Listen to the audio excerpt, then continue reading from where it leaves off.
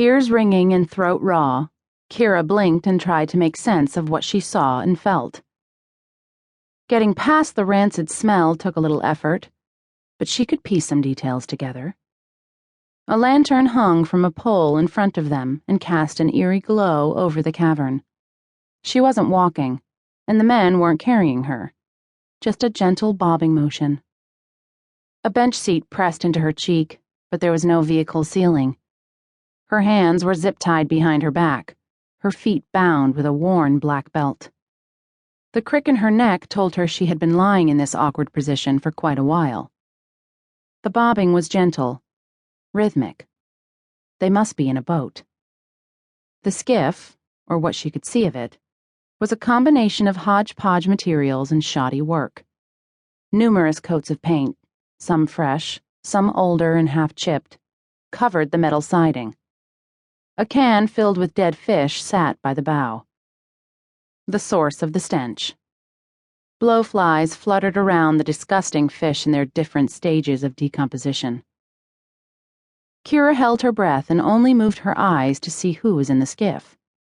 She counted 6 feet. 2 in green boots, probably Vic's, 2 in sneakers, she bet they were Alpo's, and the other pair of boots belonged to someone new.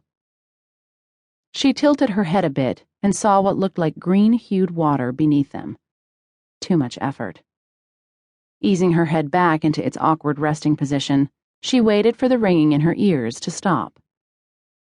Faint conversation drifted her direction. "What do you plan to do with this one?" the newcomer asked. "Sell it, of course," Alpo grunted. "Grader is still paying plenty of money for slaves." "I don't think he would pay much for it. This one looks pretty weak. You know he likes fighters." "It might have been a bit of a fighter if Vic hadn't choked the life near out of it," Alpo snickered.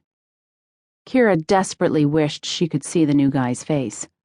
His questions were finally giving her information she could use to her advantage. "Well, then we sell it as feeder for a vamp or Zeke," Vic spat out. He kicked Kira, and she slumped sideways, falling on her back. Kira grunted. She finally had a view of the speaker, but a long, weathered hood covered his face. She could only see his pale hands.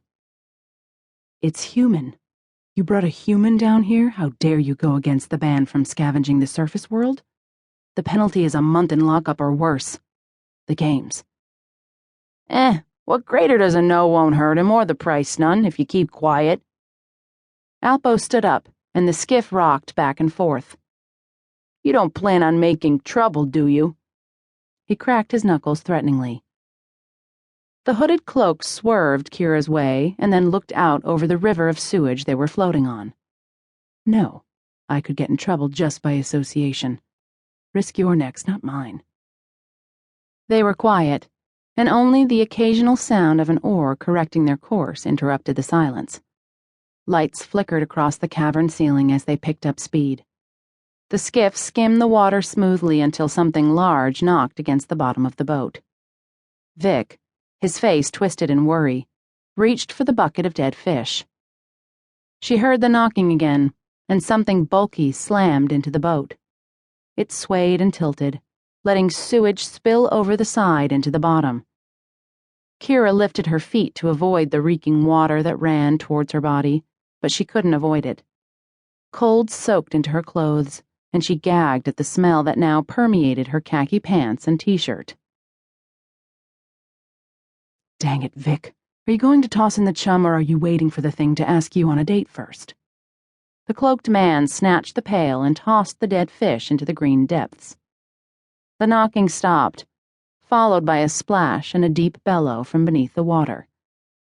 Alpo peered over the edge of the boat, searching the water for movement. "Is it gone?" Vic, visibly shaken, wiped his sweaty brow with a rag. "I don't think I will ever get used to the city's new gatekeeper. I think I preferred Horace." "No, thank you. It is way easier to acquire dead fish than wrangling live cats for Horace." Alpo looked over the water and shrugged. "But why does she have to get so ornery?" Vic stood straighter.